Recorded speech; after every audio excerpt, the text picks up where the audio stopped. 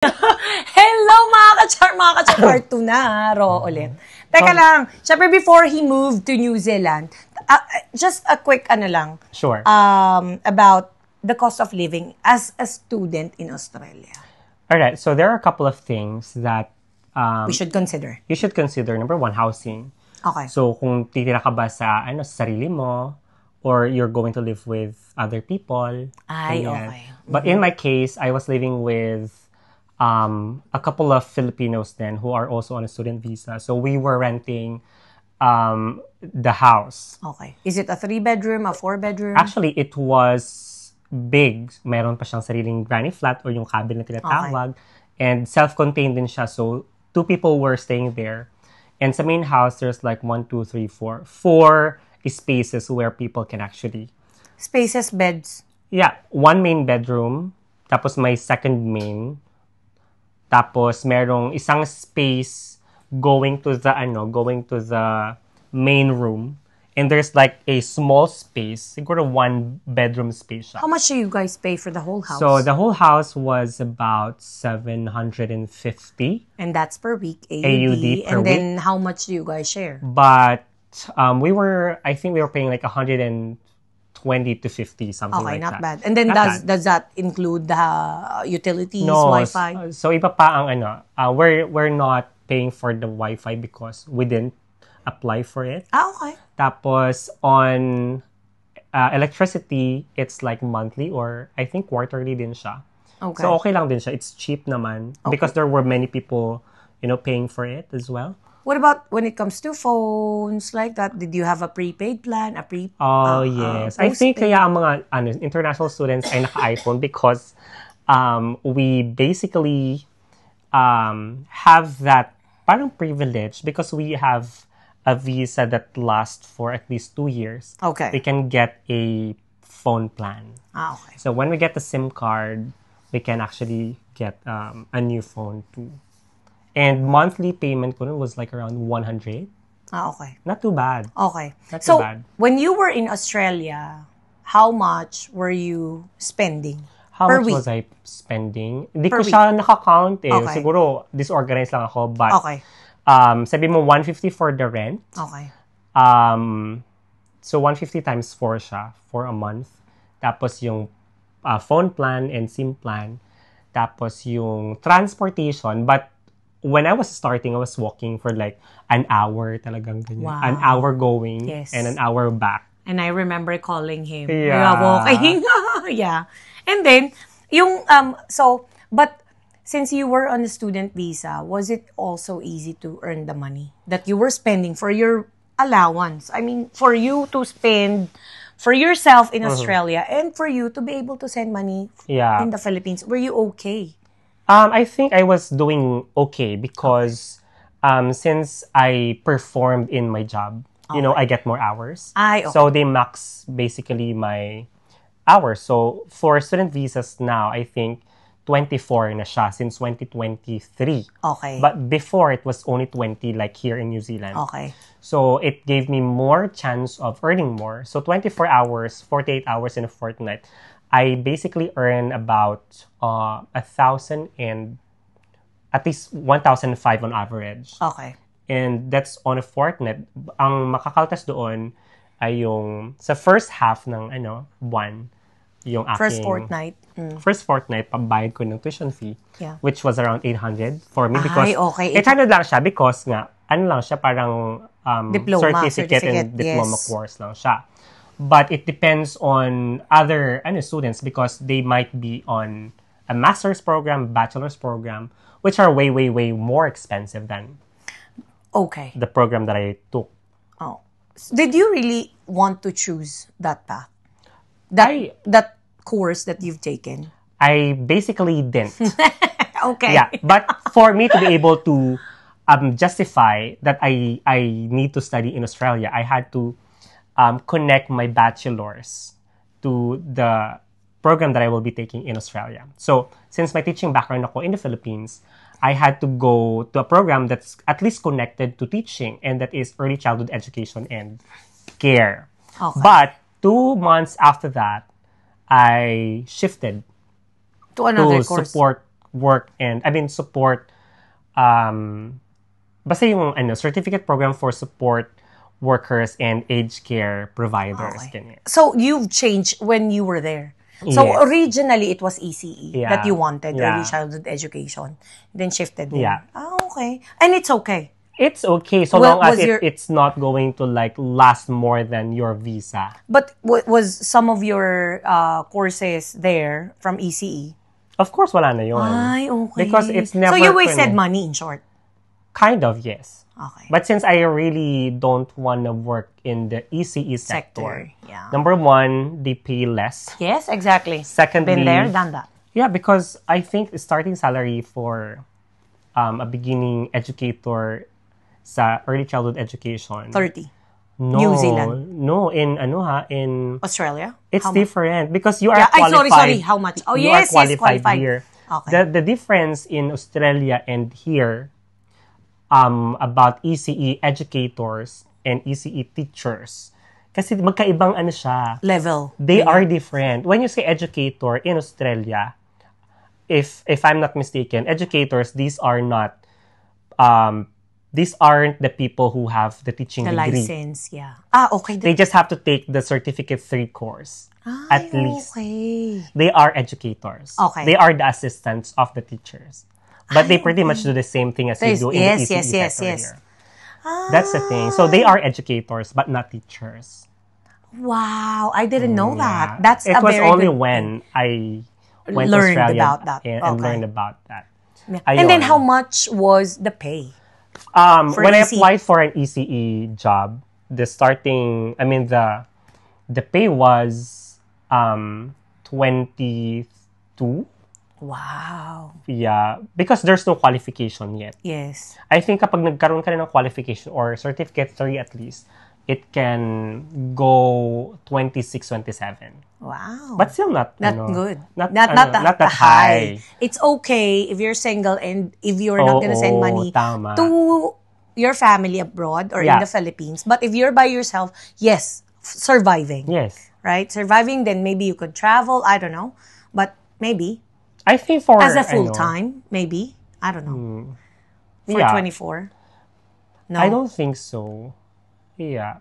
Kasi kapag student visa holder ka sa sa Australia, it's a continuous struggle of thinking your next path. Yeah. What's the next step after this? So after finishing certificate 3, you can proceed to your diploma. Yep. But what happens after? So, That's a question. of course, you were there on that situation. I was there, So? but since it only dawned on me like later na lang sa Australia na I wanted to go back to teaching. Ay, okay. So, how long did you... When was that time that you felt that? Was it like in 3 months, 6 months? After 6 months, I was already asking for an agent. How can I become a teacher here? Ay, okay. But nung nakita ko yung quotations niya, like the process and the time it's gonna take me, umatras na ako. That's when nawala na ulit sa isip ko yun. Sabi ko, tapusin ko na lang itong aking So, 6 months, you were Yeah. there, struggling, telling yourself Yes. that, okay, I wanted to be a teacher again. But then, somebody told you, a professional maybe, told you about, these are the things that you need to provide for you to be able to be a teacher in Australia. the processes and the time it's gonna take. At least a year. Oh, You have to wait for at least a year. And there's no guarantee na after a year you can get the job or you can get the new visa. okay. Yeah. So, how long were you in Australia? I was there for about 18 months. I went there Wow. February 1, Okay. 2023. Okay. And I left July 2024. When was the time you cried like a baby? That I want to go back. I want to be... In terms of what? In terms of whatever. What was the main reason why did you okay. cry?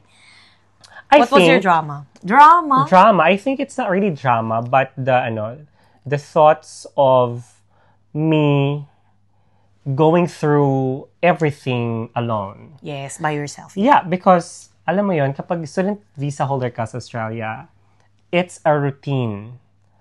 you work, you study, you go home. Every single time. But I was working in the aged care from 2:30, I think 2:30 to 11 PM. Yeah. Tapos, I would remember myself staying in my bathroom, lying on the on the floor. Siguro mga 1 to 2 hours ako dyan. Wow. As in, nakaganon na ako. Like, para akong baby talaga, nakaganyan lang. Tapos nakatunga Just lang staring, ako. Yeah, because I was thinking of what's next for me.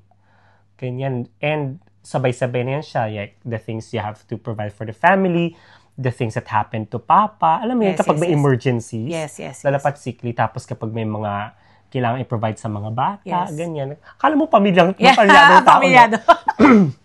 Pero, yun nga, parang wala kong though you have friends, but you have to consider that they too have their own personal, situations. So you can't just simply like bombard and just vent out. So you just, at the end of the day, you just have yourself to help yourself and to pull yourself up, pull yourself together every single time. It's an everyday struggle. It's an everyday battle of showing up. Yes. Showing up is parang kahit ayaw mo na talaga, even if you lost the drive for yourself. Pero you need to show up because people depend on you. Yes. And that's the thing parang talagang from 11 p.m. nandiyan na ako sa toilet. I mean, hindi naman sa toilet. Sa shower. Like, sa mismong maluwang kasi yung aking personal bathroom. So, talagang mag-aano ako, nakatunga You'll ako just dyan. stare. Yeah, I'll just stare blankly. Ganyan. And then, were you crying? No, I'm not. You're just staring. Tapos, alam mo, nakakatawa pa because nakahiga na nga ako sa floor ng 1 to 2 hours. Mag-shower din ako ng hot shower. No? Well, nakaupo lang din ako mga 30 to 1 hour. And then imagine, I cannot imagine how physically draining that was. It was really. Physically draining because you have, just like what you said, you have to show up. Even if you're drained. Yeah, it's like dragging your feet towards working. And then you have to study. After, you have to do paperwork. Kasi that's the reason why you're in Australia. And that's the reason why you are in Australia. Like, it's the main reason why you are there. So you have to fulfill your duty. As a student. The job was secondary. Yes, Alam mo it's not really. It could be there or could not be there. Diba? It depends lang talaga.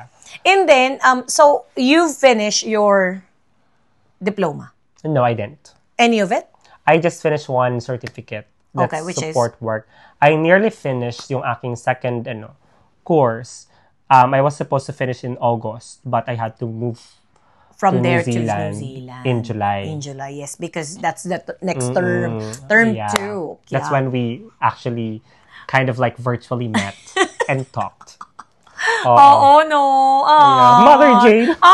Tapos alam mo, sabi ko pa sa'yo, Mother Jane, parang wala naman ako budget. And you told me, sabi ko, ma-extra lang sana ako, hindi lang ako uuwi. Kasi umuwi ka that time. I remember, June or July. Yes, June kasal ng sister ko. Sabi ko, Mother, wala na akong budget. Ganyan.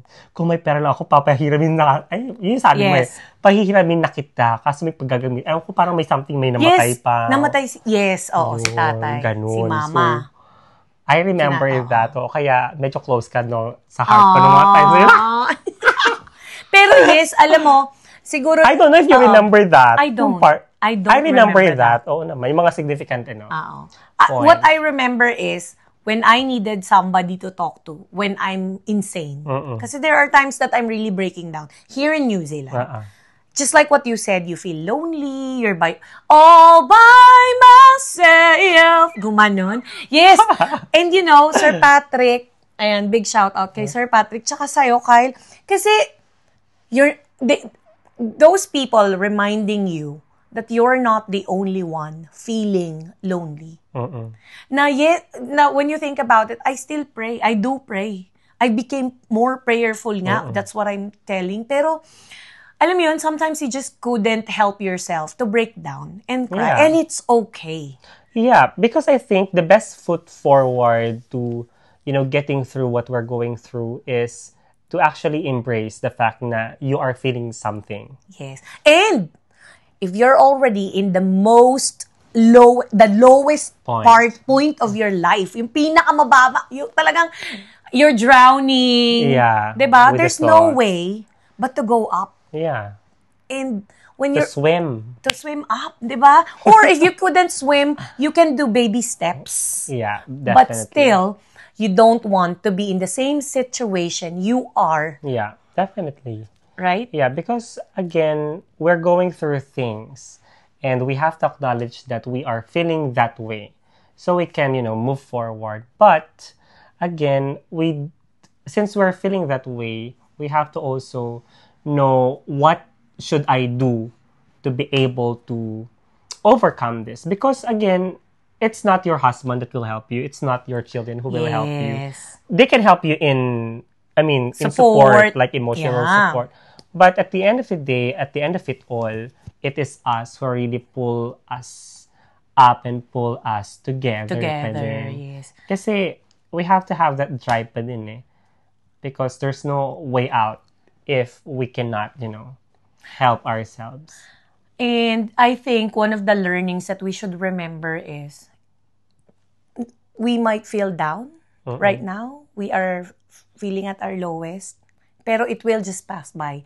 Yung in our language, parang, ang problema, pinagdadaanan. Pero hindi tinatambayan. Definitely. Diba? Kaya nga tayo, we always strive to be the better versions of ourselves every time. Yeah, certainly. Diba?